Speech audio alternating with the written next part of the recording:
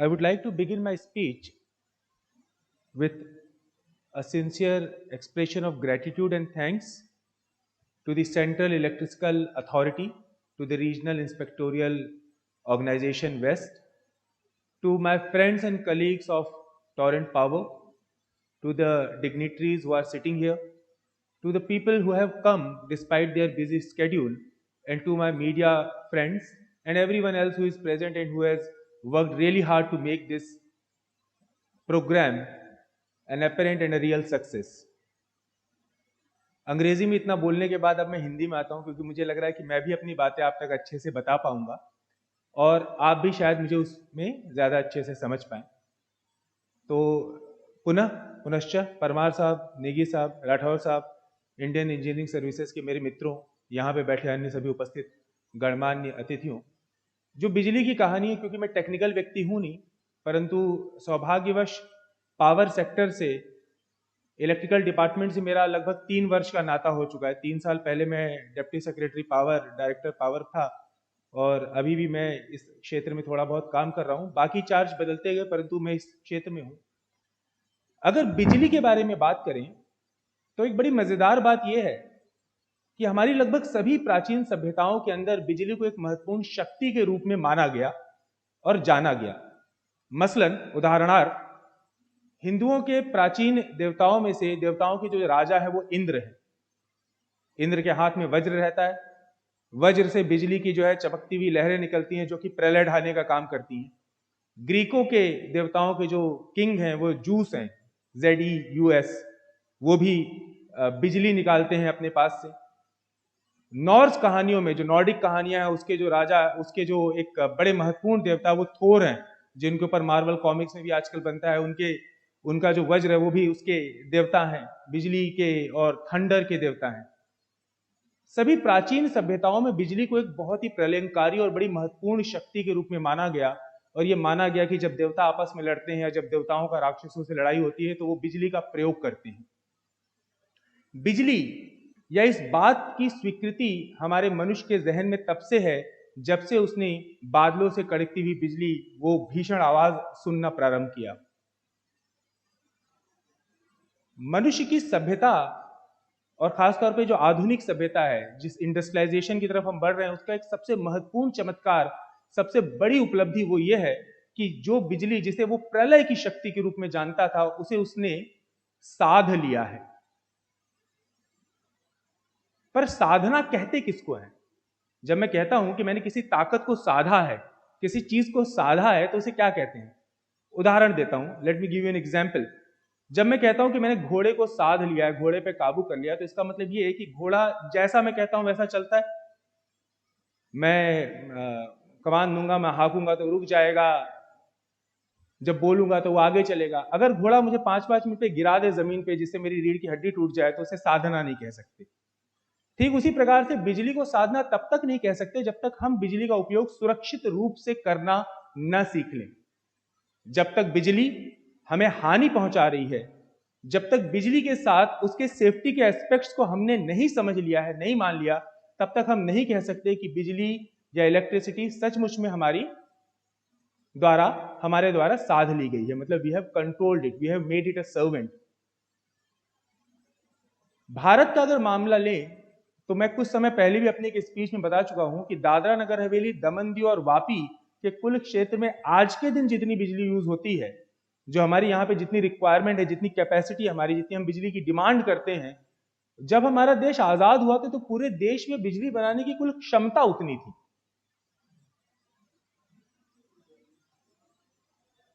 आज 1947 से लेकर आज तक और पिछले 8 वर्षों में लगभग हमने अपनी इंस्टॉल्ड कैपेसिटी को डबल कर लिया है।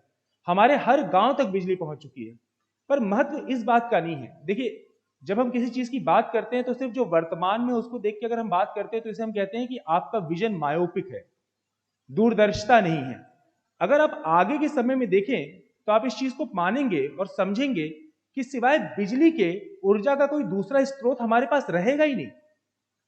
फॉसिल फ्यूल्स खत्म हो रहे हैं, आज नहीं तो कल उनका खत्म होना लाजमी है।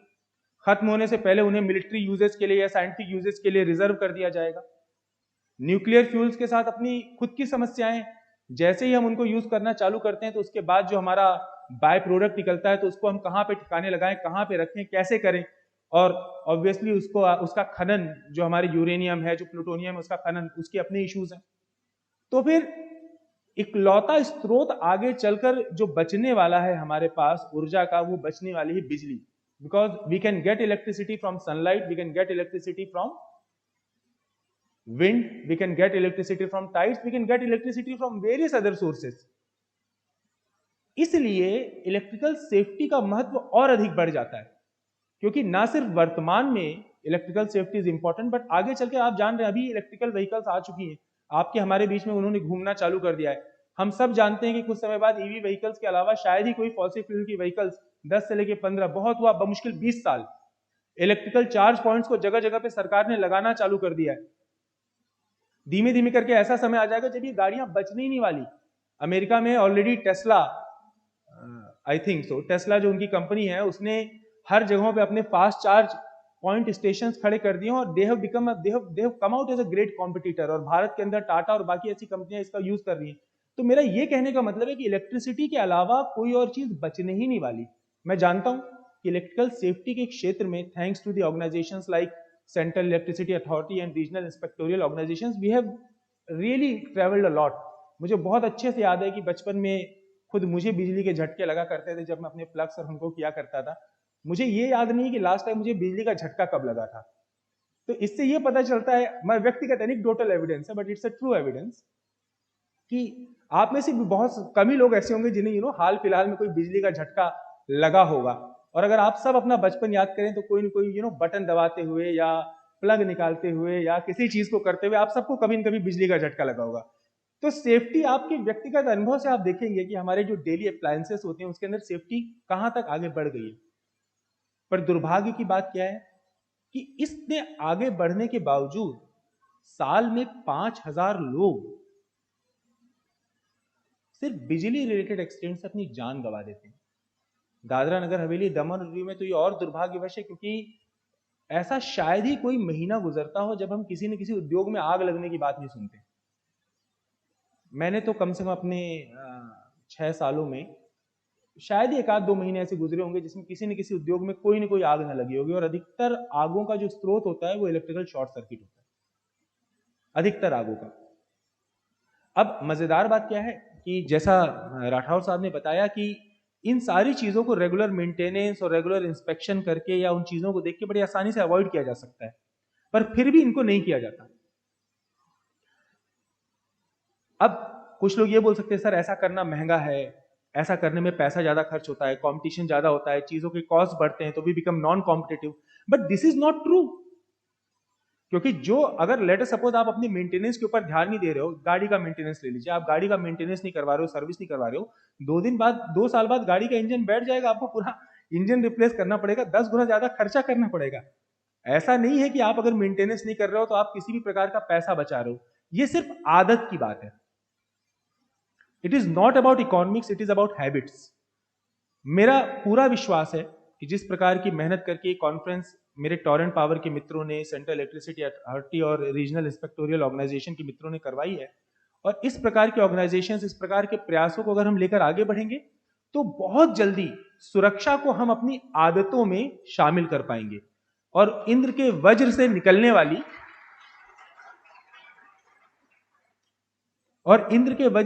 वाली इस ऊर्जा को सच में साध पाएंगे, और हम गर्व से कह पाएंगे कि हमने उन एक्सीडेंट्स को जिन्हें ह्यूमनली अवॉइड किया जा सकता है, क्योंकि मैं इनकी बात से सहमत हूं, एक्सीडेंट्स का मतलब ही होता है कि वो एक्सीडेंटल होते हैं, मतलब they can not be totally avoided, but जिनको ह्यूमनली अवॉइड किया जा सकता है, जिन जानों को बचाया जा सकता है, उन जानों को हम जरूर बचा पाएंगे। ऑलरेडी बताया जा चुका है, रेगुलर इंस्पेक्शंस, रेगुलर ध्यान रखना, continuous training, rules and regulations की नॉलेज होना कि आखिर इस चीज को कैसे करना है, ये मुझे किस रूल या रेगुलेशन में लिखा है वो पता हो जाना, इन चीजों के माध्यम से हम इनको अवॉइड कर सकते हैं।